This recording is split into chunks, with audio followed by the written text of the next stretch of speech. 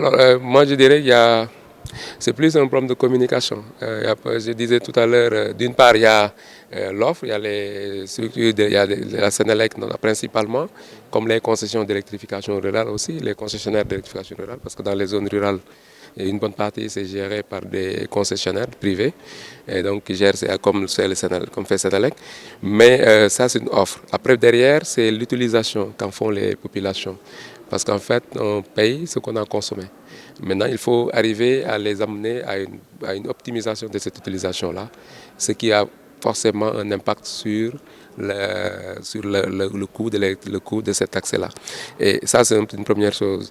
Parce qu'en termes de disponibilité, je pense que des efforts ont été faits par l'État à travers la Sénélec pour produire la capacité dont on a besoin.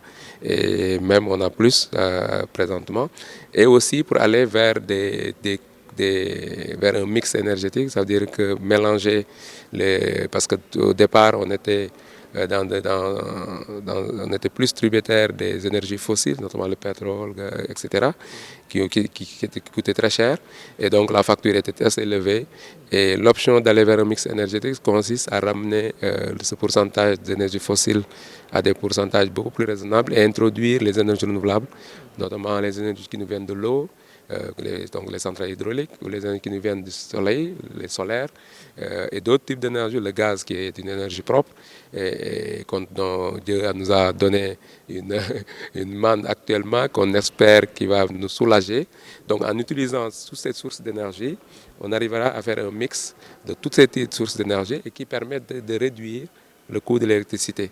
Évidemment, les populations vont ressentir cette diminution-là le moment venu. Mais si on rajoute à ça l'utilisation optimale de l'énergie à travers l'efficacité énergétique, par le choix d'équipements adaptés, mais aussi par une utilisation rationnelle de l'électricité, on ne doit pas alléger fortement pour les populations le coût de l'électricité. Il faut dire que les découvertes, on parle de découvertes, mais ce n'est pas encore mis en œuvre. Je pense qu'il y a des programmes qui sont en cours, notamment Gaz to Power, qui consiste à utiliser le gaz pour produire de l'électricité.